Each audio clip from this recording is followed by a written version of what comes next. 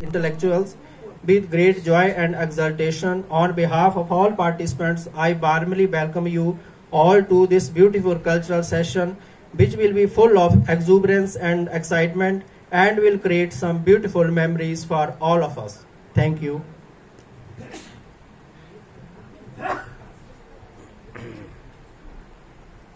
आज का मौसम बड़ा निराला है। आज का मौसम बड़ा निराला है।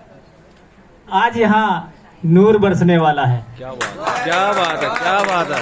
अरे जोरदार तालियां तो बजा दो। जियो जियो हिमाचल जियो। का सांस्कृतिक कार्यक्रम शुरू होने वाला है।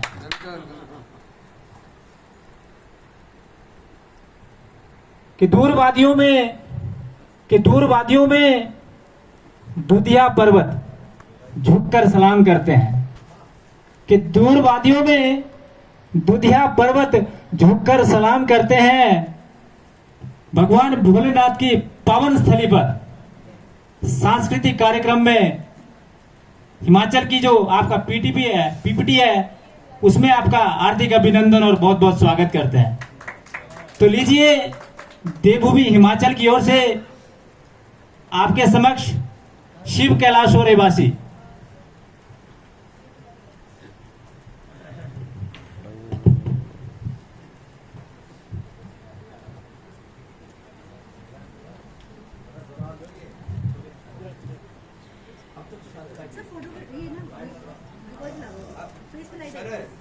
आपको लाइट चला लो, आपको तो चलो बाद में बंद कर देना, जब पीपीटी चलेगी।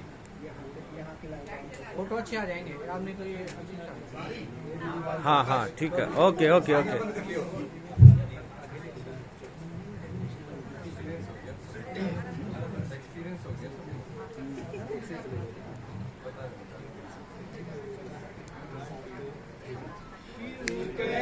कैलाशों के वासी धौले धारों के राजा शंकर संकट हरना। शंकर संकट हरना। शिव कैलाशों के वासी धौले धारों के राजा शंकर संकट हरना। शंकर संकट हरना। तेरे कैलाशों का अंत न पाया। तेरे कैलाशों का अंत न पाया। अंत बेअंत तेरी माया। ओ भोले बाबा अंत बेअंत तेरी माया। शंकर संकट हरना। शंकर संकट हरना। कैलाशों के वासी धौले धारों के राजा शंकर संकट हरना। शंकर संकट हरना। दीनन के प्रभु शंकर प्यारे। दीनन के प्रभु संकट प्यारे। भक्तन के मन में विराजे। भोले बाबा भक्तन के मन में विराजे। शंकर संकट हरना। शंकर संकट हरना। कैलाशों के वासी धौले धारों के राजा शंकर संकट हरना। शंकर संकट हरना।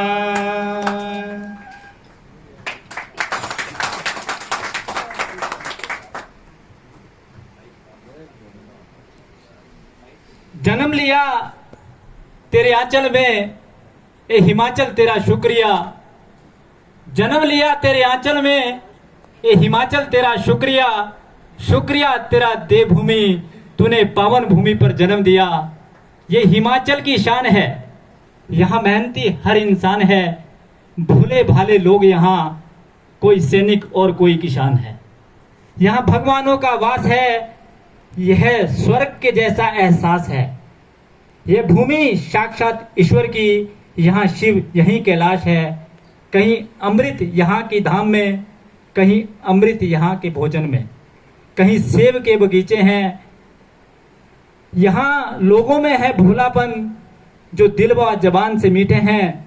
लफ्ज अलग हैं, लफ्ज अलग हैं, जज्बात वही है। स्वर्ग कहो या हिमाचल, बात वही है। तो दोस्तों, हम आपको भारत के सबसे खूबसूरत राज्य के सफर में ले जाने वाले हैं, जो कि स्थित है हिमालय की वादियों में, जहां आपको चारों तरफ खूबसूरत झरने, पहाड़, प्रकृति का मनोहर दृश्य देखने को मिलेगा। यह राज्य पूरी तरह से प्रकृति की गोद में स्थित है। जो भी इस राज्य में घूमने के लिए आते हैं, वह यहाँ की प्राकृतिक सौंदर्य को देखकर मनमोहित हो जाते हैं। हिमाचल प्रदेश देवभूमि है। इसे मिनी स्विट्जरलैंड ऑफ इंडिया भी कहा जाता है। इसे फ्रूट बाउल ऑफ इंडिया के नाम से भी जाना जाता है। ये वीरों की धरती है, ये देशभक्तों की धरती है। और अगर बात करें, भारत का खूबसूरत क्रिकेट ग्राउंड भी इसी राज्य में स्थित है। हिमाचल प्रदेश का इतिहास बहुत प्राचीन है। अगर प्राचीनता की बात करें तो दोस्तों, हिमाचल की जो कुल आबादी है वो लगभग 73 लाख के करीब है। हिमाचल प्रदेश के 2 राजधानी शहर हैं, एक शिमला और दूसरा धर्मशाला। हिमाचल प्रदेश के कुल 12 जिले हैं। हिमाचल प्रदेश का क्षेत्रफल 55,673 स्क्वायर किलोमीटर है। हिमाचल प्रदेश पर्वत की गोद में बसे होने के कारण इसे हिमाचल प्रदेश कहा जाता है। पुराणों के अनुसार इस प्रदेश पर मौर्य, कुषाण, गुप्त, कन्नौज वंश के राजाओं का शासन रहा है। भारत को अपना गुलाम बनाने के बाद अंग्रेजों ने इस राज्य पर कब्जा कर लिया था और हिमाचल प्रदेश की राजधानी शिमला को अपनी ग्रीष्मकालीन राजधानी बना लिया था। ऐसा करने का कारण यह था कि यहाँ पर पूरे वर्ष मौसम जो है वो ठंडा और बेहतरीन रहता है। दोस्तों, हिमाचल प्रदेश की सीमाएं जम्मू कश्मीर, पंजाब, हरियाणा, उत्तराखंड, तिब्बत और चीन के साथ साझा करता है। राज्य के 96% लोग जो हैं वो हिंदू हैं, जबकि 1 से 2% मुसलमान तथा बुद्ध, ईसाई, बौद्ध, पारसी आदि कई धर्मों के लोग यहाँ पर रहते हैं। हिमाचल की जो ऑफिशियल लैंग्वेज है वो हिंदी है। हमारी संस्कृत को भी दूसरी ऑफिशियल लैंग्वेज की संज्ञा दी गई है। इसके अतिरिक्त पंजाबी, उर्दू, कन्नड़ी, किन्नौरी, संगोरी आदि 30 से अधिक भाषाएं जो हैं हिमाचल प्रदेश में बोली जाती हैं। दोस्तों, हिमाचल प्रदेश के ज़्यादातर क्षेत्र जो है वो बर्फ की चादर से ढके रहते हैं। आज़ादी के बाद हिमाचल को कई सालों तक केंद्र शासित राज्य का दर्जा दिया गया, परंतु 25 जनवरी 1971 को हिमाचल को पूर्ण राज्य का दर्जा मिला। हिमाचल जो है वो भारत का 18वां राज्य बना। यहाँ हिमाचल के लोग जो है वो प्रकृति के नजरिए से भी अगर देखा जाए तो हिमाचल के लोग जो है वो बहुत भोले भाले हैं। अपना जीवन जो है वो साधारण तरीके से व्यतीत करना पसंद करते हैं। विशेषकर अगर त्योहारों की बात करें तो त्योहारों में विभिन्न प्रकार के आभूषणों को पहनकर तरह तरह का नृत्य करते हैं और अपना मनोरंजन करते हैं। यहाँ के खान पान का तो कोई सानी नहीं है, बहुत साधारण भोजन जो है यहाँ के जो हमारे लोग हैं वो करते हैं। हिमाचल प्रदेश में मुख्य 5 नदियां हैं, जिसमें सतलुज, चिनाब, ब्यास, यमुना और रावी नदियां हैं। इसके अतिरिक्त भी छोटी छोटी और कई नदियां हैं। हिमाचल का राजकीय पक्षी जुजुराना है, राजकीय पशु हिम तेंदुआ है, राजकीय फूल गुलाबी भूरांश है, राजकीय वृक्ष देवदार है। जी हाँ दोस्तों, मैं आपको एक शख्सियत के बारे में बताना चाहता हूं जो डॉक्टर वाई.एस. परमार है, फाउंडर ऑफ हिमाचल प्रदेश। हिमाचल के निर्माता के नाम से इन्हें जाना जाता है। और अगर बात करें, ये हिमाचल के पहले मुख्यमंत्री रहे, स्वतंत्रता सेनानी रहे, अच्छे प्रशासक रहे, ईमानदार छवि के व्यक्ति रहे, कृषि और बागवानी में प्रोत्साहन देने में इनका महत्वपूर्ण योगदान है। और इसके अलावा भी इन्होंने टूरिज्म को बढ़ावा दिया। मैं आपको बताना चाहता हूं कि ये लगभग 18 वर्ष हिमाचल के मुख्यमंत्री रहे। और आपको ये बताना चाहता हूं, इनकी ईमानदारी की मिसाल मैं आपको देना चाहता हूं। ये एक ऐसे व्यक्ति थे कि इन्होंने 18 वर्ष तक हिमाचल के मुख्यमंत्री बनने के बाद भी जब ये अपने घर जाते थे तो सरकारी बस में अपने घर जाते थे। दूसरा आपको ये बताना चाहता हूं, ये हिमाचल निर्माता के बारे में मैं आपको बताना चाहता हूं कि जिस दिन इन्होंने 18 वर्ष के बाद अपना कार्यकाल पूरा किया तो इनका बैंक बैलेंस जो है वो 536 रुपए था। आप आइडिया लगा सकते हैं कि जो 18 वर्ष जो व्यक्ति मुख्यमंत्री रहा और उसका अंतिम बैलेंस, आप कागजों के पन्ने पर इस व्यक्ति के इतिहास को जरूर पढ़ें। इसलिए नहीं पढ़ें बल्कि इसलिए पढ़ें क्योंकि ईमानदारी, इंसानियत और ईश्वर में भक्ति में इनका कोई सानी नहीं है। मैं आपको बताना चाहता हूं, ये जब भी कभी अपने घर की ओर जाते थे तो कहीं भी गांव में बैठकर जो किसी घर में बना हुआ था उस साधारण से भोजन को करके अपने प्रस्थान की ओर चले जाते थे।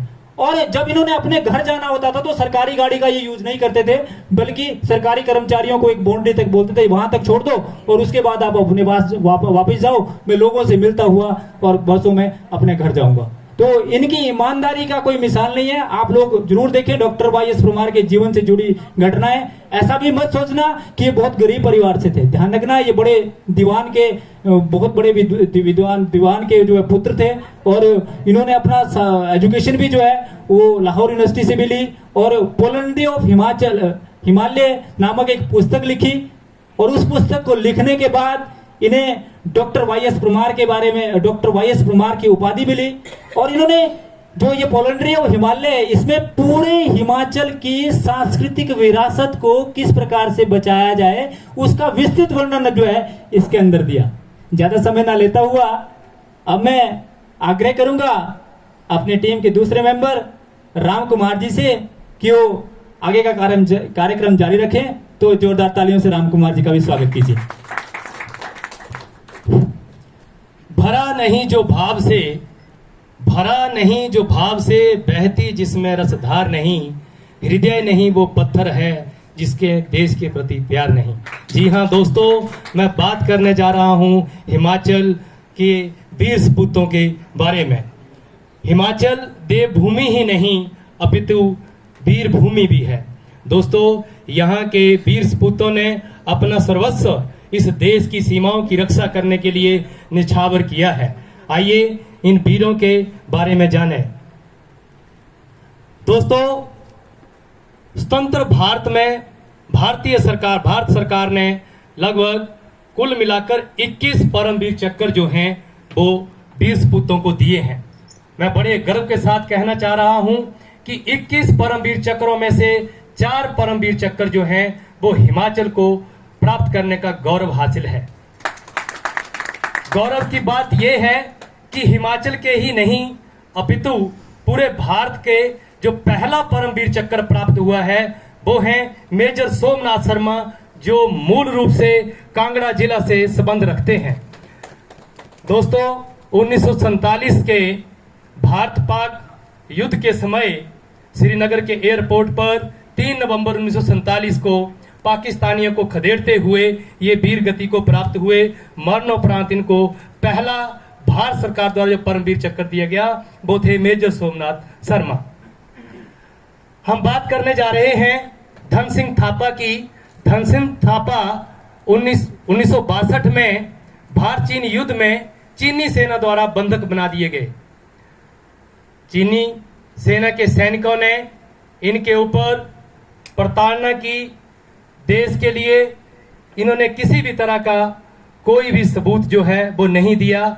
इनके अदम्य साहस के लिए इनको परमवीर चक्र से नवाजा गया। ये आज भी जीवित हैं। इनको 1962 के युद्ध के लिए परमवीर चक्र मिला है। दोस्तों आगे हैं मेजर विक्रम बत्रा। इस वीर सपूत के बारे में कौन नहीं जानता है। ये वो वीर सपूत हैं जिनके नाम पर शेरशाह नामक की एक मूवी बनी हुई है, उसको आप स्वयं देखें। मात्र 25 वर्ष की आयु में कारगिल युद्ध में अपने सैनिक साथी को बचाते हुए ये वीर गति को प्राप्त हुए। वीर सपूत जब 25 वर्ष का था, घर में इनकी शादी के सपने संजोए जा रहे थे और जहां तक मुझे ज्ञात है इनकी मंगनी हो चुकी थी, लेकिन इनकी वीर गति हुई। तो मैं ये 2 लाइनों में इनके लिए एक शब्द कहना चाहता हूं कि वतन से खूबसूरत कोई सनम नहीं होता, वाह वाह, वतन से खूबसूरत कोई सनम नहीं होता और तिरंगे से बढ़कर कोई कफन नहीं होता। क्या बात। दोस्तों बात करते हैं मेजर सूबेदार संजय कुमार। ये वर्तमान में सूबेदार मेजर के पद पर अभी भी कार्यरत हैं आर्मी में। संजय कुमार उस समय राइफलमैन थे। कारगिल युद्ध में एक फ्लैट एरिया चोटी है टॉप 4875। ये इतनी इंपॉर्टेंट चोटी थी कि जहां से पाकिस्तानी सेना जो है वो हमारे कहां आर्टिलरी लगी है, कहां तोहफे हैं, कहां कैंप बने हैं, उन सारी चीजों का उनको पता लग रहा था। यानी कि इस चोटी को हासिल करना जो था वो बहुत जरूरी था। ये राइफलमैन संजय कुमार ये वो वीर सपूत थे जिन्होंने उस चोटी को हासिल किया और वहां पर तिरंगा फहराकर इन्होंने अदम्य शौर्य का परिचय दिया। इनको उस साहस के लिए परमवीर चक्र मिला। दोस्तों ये वो वीर सपूत है जिसके ऊपर लाइन ऑफ कंट्रोल मूवी बनी हुई है। ये कारगिल युद्ध के पहले शहीद माने जाते हैं।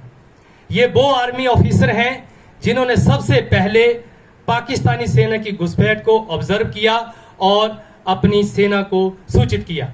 उनका पीछा करते करते 5 सैनिकों के साथ ये पाकिस्तान आर्मी द्वारा पकड़े गए। इनको बहुत टॉर्चर किया गया। अगर मैं कहूं कि इनकी जो साधारण मनुष्य है अगर इनके टॉर्चर के बारे में जाने तो उनकी रूह कांप जाएगी। इनके नाखून निकाल दिए गए, इनकी हड्डियां तोड़ दी गई, इनके दांत तोड़ दिए गए, पता नहीं बॉडी में कितने फ्रैक्चर हुए, लेकिन इन्होंने कोई भी देश के प्रति जो राज थे वो नहीं उगले। अंत में इनके सर पे गोली मारकर भारतीय सेना को लौटा दिया गया। मुझे दुखद है ये चीज बताते हुए कि इतना सारा साहस का परिचय देने के बावजूद इन्हें किसी भी तरह का कोई गैलेंट्री अवार्ड नहीं दिया गया है। दोस्तों आगे बढ़ते हैं, हम कुछ और पर्सनैलिटी के बारे में बात करते हैं। हिमाचल राज्य ने कई तरह के पर्सनैलिटीज को उपहार के रूप में भारत को दिया है। ये आप देख रहे हैं, ये दिलीप सिंह राणा सिरमौर जिले से संबंध रखते हैं। इनको ग्रेट खली के नाम से जाना जाता है। ये WWF में चैंपियन है। अनुपम खेर, अभिनेता प्रीति जिंटा, कंगना रनौत, रुबीना, यामी गौतम, मोहित चौहान और ये शख्सियत के बारे में बात करना चाहता हूं। ये हैं विद्यानंद सरेक, ये सिरमौर जिले से संबंध रखते हैं। इन्हें अभी हाल ही में साहित्य और शिक्षा के ऊपर पद्मश्री से सम्मानित किया गया। दोस्तों अब मैं बात करना चाहता हूं इकोनॉमी के बारे में। इकोनॉमी के दृष्टि से हिमाचल एक भारत का महत्वपूर्ण राज्य है।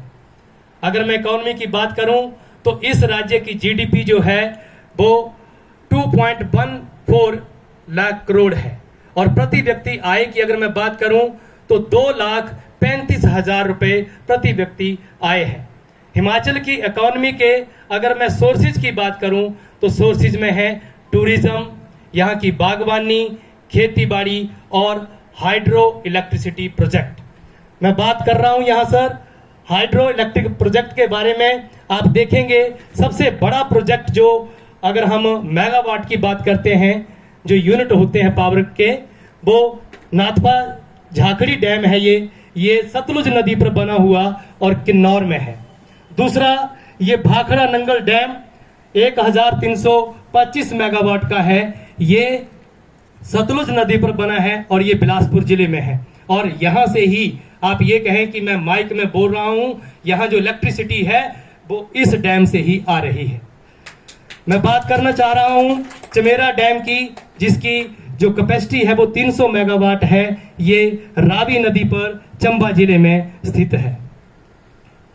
और यह है करछम बांगटू डैम 1000 मेगावाट का, ये किन्नौर जिले में सतलुज नदी पर है। ये पंडो डैम मंडी जिले में और इसकी जो क्षमता है वो 990 मेगावाट है। कुल मिलाकर 10,351 मेगावाट का उत्पादन जो है विद्युत का किया जा रहा है हिमाचल द्वारा। और जो इसकी क्षमता निर्धारित की है इंजीनियरों के माध्यम से वो लगभग 27,000 मेगावाट की है। हिमाचल अपने लिए ही इलेक्ट्रिसिटी की प्रोडक्शन नहीं करता, अपितु ये अपने साथ पड़ोसी 7 राज्यों को इलेक्ट्रिसिटी जो है वो ट्रांसपोर्ट करता है। उसमें यूपी, चंडीगढ़, दिल्ली, हरियाणा, राजस्थान और जम्मू कश्मीर शामिल हैं।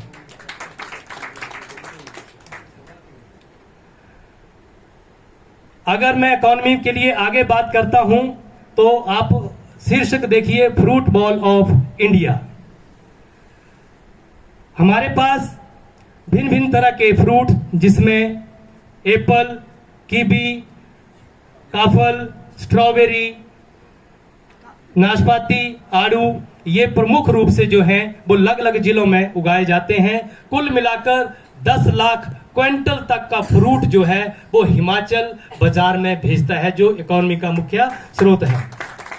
वेजिटेबल की बात करूं तो हिमाचल में टमाटर, अदरक, शिमला मिर्च, ये बहुत अधिक मात्रा में जो है वो सोलन जिले में उगाई जाती है। सोलन जिले में मशरूम की खेती भी बहुत महत्वपूर्ण है। ये आप देख रहे हैं चाय के बागान हैं। ये कांगड़ा जिला में पालमपुर में चाय के बागान हैं और जिसकी चाय का स्वाद और खुशबू जो है वो असम से किसी भी मामले में कम नहीं है।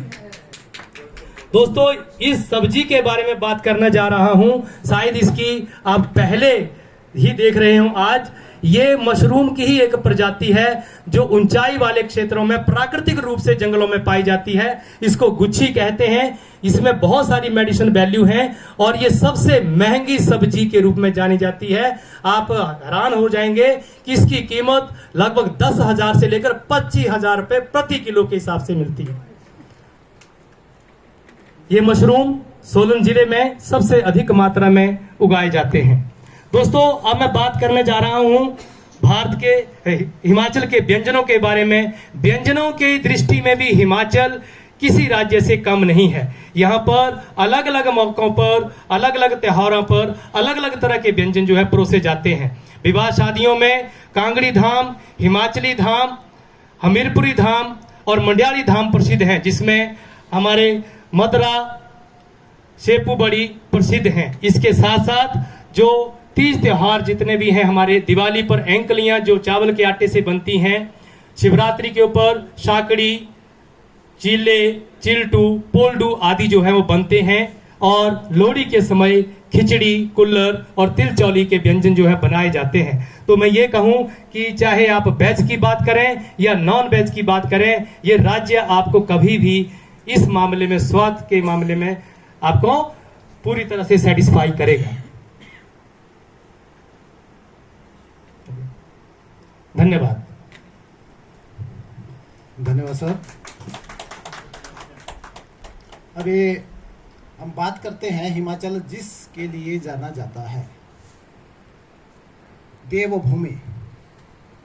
तो यहाँ की देव परंपरा, देव संस्कृति, उसको मैं आपके सामने थोड़ा सा रखने जा रहा हूँ। उत्तराखंड और हिमाचल दोनों का जो पहाड़ी क्षेत्र है वहाँ की संस्कृति और रीति रिवाज मिलते जुलते हैं। देव परंपरा, हर क्षेत्र के अपने अपने देवता, उससे बड़ा क्षेत्र हो जाता है तो उसके अधीन और देवता, और इसी प्रकार से पूरे हिमाचल में सैकड़ों की संख्या में देवता हैं। तो विभिन्न कार्यक्रम होते हैं, किस प्रकार से पूरा आयोजन होता है इसको आपके सामने रखूं। जब हम कभी शिवरात्रि या कुल्लू का दशहरा ऐसी ऐसी जगह जाते हैं या किसी प्रकार की यात्रा होगी तो घंटियों की आवाज टन टन टन सुनने को मिलती है, नगाड़ों की ध्वनि, ढोलक के ऊपर थाप, इस प्रकार से चलते हैं तो लगता है कि नहीं अब कोई बहुत बड़ा आयोजन होने वाला है। एक गांव से देवता अपने मंदिर से रथ के साथ आगे बढ़ते हैं, पूरा जनसमूह उनके साथ चलता है, दूसरे तीसरे 10वें 15th 100th, और कुल्लू के दशहरे की बात करें 133 देवता विभिन्न स्थानों से अलग अलग दिशाओं से ढालपुर मैदान में एकत्र होते हैं। तो बहुत बड़ी संख्या है, अलग अलग क्षेत्रों से अलग अलग दिशाओं से, रिचुअल भी थोड़े थोड़े अलग हैं।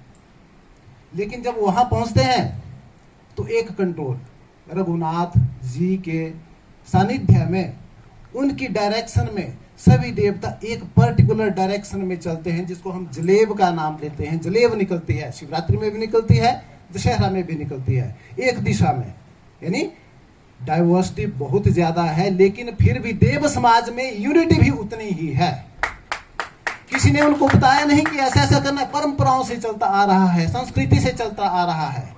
वैसे मंडी की शिवरात्रि में होता है, विभिन्न स्थानों से देवता इकट्ठे होते हैं, जलेब निकलती है, एक पर्टिकुलर डायरेक्शन में चलते हैं। डायरेक्शन का अर्थ है कि समाज को एक पर्टिकुलर दिशा देना चाहते हैं, समाज को एक दिशा में बढ़ाना चाहते हैं। ठीक है, डाइवर्सिटी बहुत है लेकिन यूनिटी भी आवश्यक है। इस प्रकार से समाज की दिशा देव संस्कृति देने का काम करती है, देव संस्कृति। इसलिए हिमाचल को देवभूमि भी कहते हैं।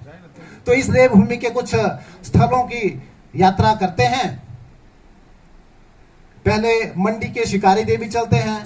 गाड़ी में चलते चलते जहां गाड़ी आगे बढ़ना बंद हो जाती है, हम उतरते हैं तो देखते हैं कि वाह क्या बात है, इतना प्राकृतिक सौंदर्य, it's so beautiful, it's amazing. मतलब क्या हो रहा है यहाँ, ईश्वर के प्रति कृतज्ञता का भाव कि वाह ये भगवान क्या बनाया है आपने, it's so beautiful, it's amazing. थोड़ा सा और ऊपर चढ़ते हैं, देवदार के हरे भरे जंगल हैं, मन को शांति मिलती है, प्रकृति की गोद में हम हैं। तो जब हम एक्चुअल देवस्थल तक पहुंचते हैं तो मन में एकदम से शांति, और वहां से हर तरह का दृश्य बिल्कुल स्पष्ट, जैसा हम कुंभलगढ़ से देखते हैं वैसा ही हमें नजर आता है। तो ये शिकारी देवी के आसपास का प्राकृतिक सौंदर्य है। वैसे ही हम आगे बढ़ते हैं तो आगे मंडी में ही पराशर ऋषि का मंदिर है। यहाँ जो झील है इसके ऊपर टापू तैरते हैं, जैसा यहाँ चित्र में भी आप थोड़ा सा देख सकते हैं।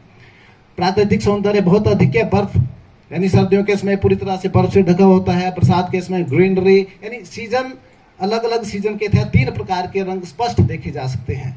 और आगे जब हम बढ़ते हैं तो देव कमरू नाग, यहाँ पैदल चलना पड़ता है, देवदार के जंगलों से होते हुए गुजरते हैं। कई कई किलोमीटर तक गहरी घाटियां हैं, डर भी लगता है लेकिन रोमांचित करती हैं।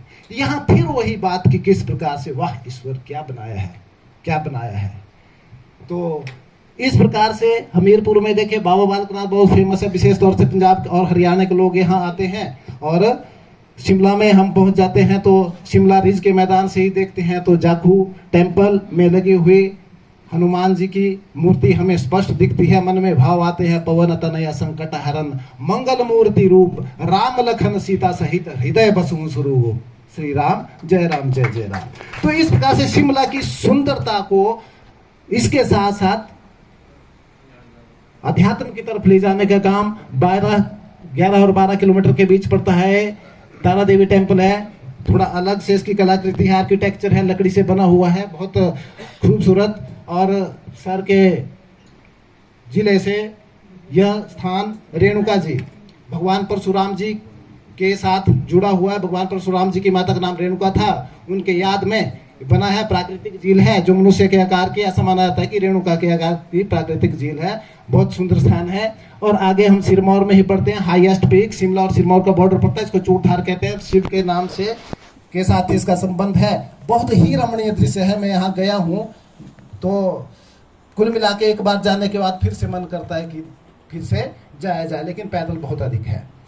अब हम कुल्लू में प्रवेश करते हैं तो अगर बाई एयर जाना चाहते हैं तो भुंतर में उतर के फिर कुल्लू में जाके वहां से पद यात्रा शुरू हो जाती है। थोड़े किलोमीटर चढ़ने पर तो ये बिजली महादेव मंदिर है। यहाँ एक पीरियोडिकली कुछ वर्षों के पश्चात लाइटनिंग होती है, शिवलिंग के ऊपर बिजली गिरती है, शिवलिंग खंडित हो जाता है, फिर से पुजारी लोग एक विधि विधान के साथ शिवलिंग को पुनः संयोजित करते हैं।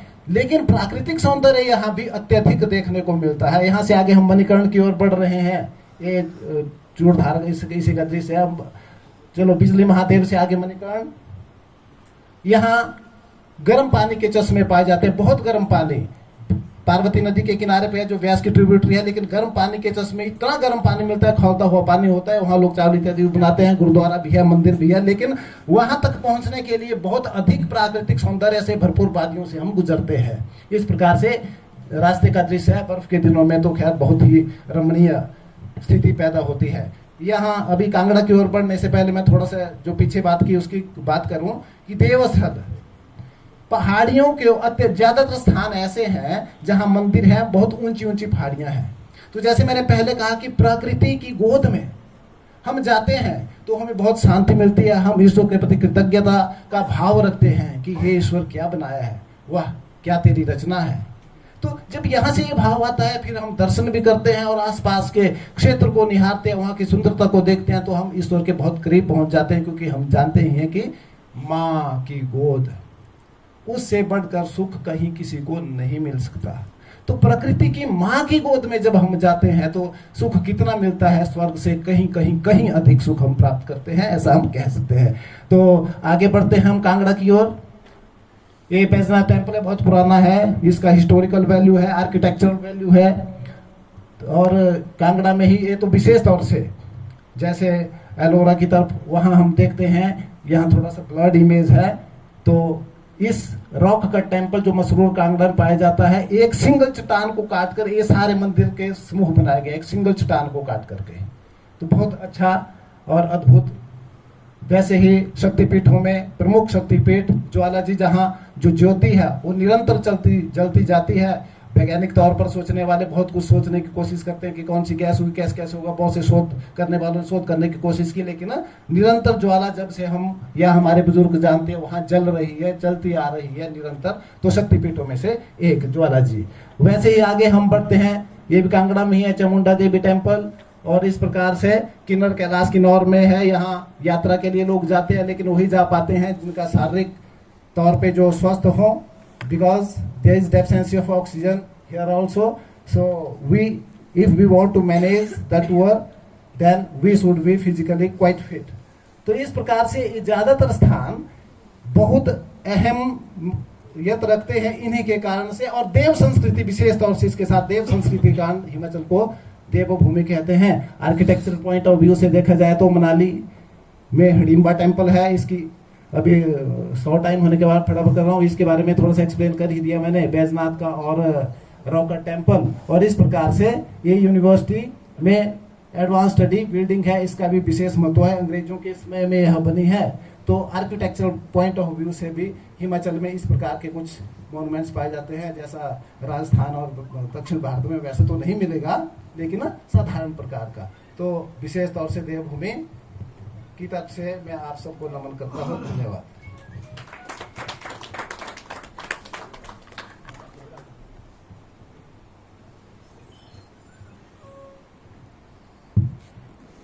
तो अब हम बात करते हैं हिमाचल प्रदेश के टूरिस्ट प्लेसेस की।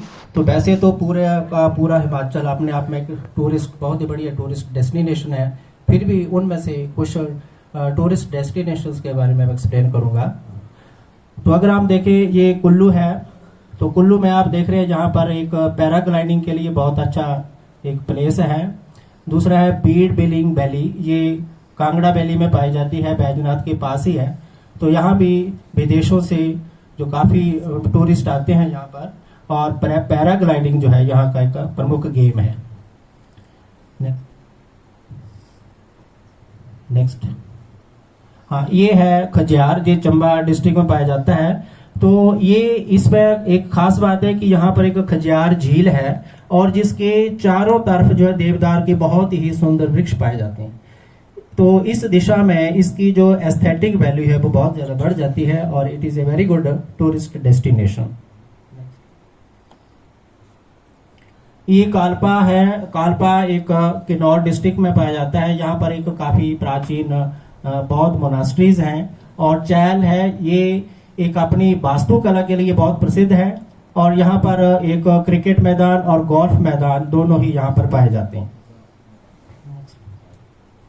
ये एक चितकुल विलेज है जो इंडिया का सबसे लास्ट विलेज माना जाता है और ये भी अपनी मेस्मराइजिंग ब्यूटी के लिए बहुत ज्यादा प्रसिद्ध है। नेक्स्ट, ये है धर्मशाला स्टेडियम जो कि कांगड़ा डिस्ट्रिक्ट की जो आपकी winter capital of Himachal Pradesh वहां पर पाया जाता है। तो ये कभी कभी ऐसा माना जाता है कि ये सबसे ऊंचाई पर हाईएस्ट जो ऊंचाई पर पाया जाता है ये स्टेडियम, और ये भी अपने आप में एक बहुत ही सुंदर प्लेस है देखने लायक। ये शिमला रिज है। तो अगर आप देखें तो ये शिमला में जितने भी टूरिस्ट आते हैं तो सबसे पहले इसी रिज की जो परिक्रमा करते हैं और इस रिज के नीचे एक बहुत बड़ी पानी की टंकी है और उस पानी जो है शिमला शहर के सभी लोगों को वहां से ही पानी की सप्लाई होती है। ये कालका शिमला एक ट्रेन है, सॉरी रेल लाइन है और ये सबसे बारीक यानी कि ग्रेटेस्ट जो नैरो गेज है। तो इस ट्रेन में अगर आप यात्रा करेंगे खास तौर पर सर्दियों के दिनों में तो जो बर्फ पड़ती है तो बहुत ही ज्यादा आनंद आता है। नेक्स्ट ये है की मोनास्ट्री। की मोनास्ट्री जो है यहाँ पर ये एक बहुत ही बड़ी मोनास्ट्री है और ये किन्नौर डिस्ट्रिक्ट में जो पाई जाती है और यहाँ पर बहुत ही प्राचीन जो वेपन्स है और कुछ एलिशेंट म्यूरल्स हैं वो पाए जाते हैं जहाँ पर। Thank you. तो मैडम ने कहा कि हमारे पास सिर्फ 5 मिनट हैं, तो हम आप सभी को हिमाचल का एक लोकगीत आपके समक्ष प्रस्तुत कर रहे हैं।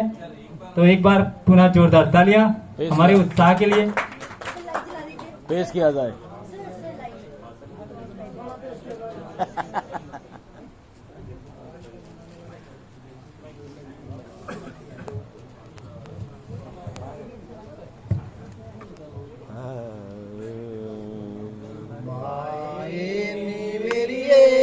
शिमले दी राहें चंबा कितने दूर, चंबा कितने दूर, माए मेरी ये शिमला दी राहें चंबा कितने दूर, चंबा कितने दूर, शिमले निवसना कसोली निवसना, शिमले निवसना कसोली निवसना, चंबे जाना जरूर है, चंबे जाना जरूर, माए मेरी शिमले दी राहें चंबा कितने दूर, चंबा कितने दूर, लाया मोहब्बता दूरा दराजे, लाया मोहब्बता दूरा दराजे, अखियां ते होया कसूर है, अखियां ते होया कसूर, माए मेरे शिमले दी राहें चंबा कितने दूर, चंबा कितने दूर, चंबे जाना जरूर, चंबे जाना जरूर। जय देवभूमि।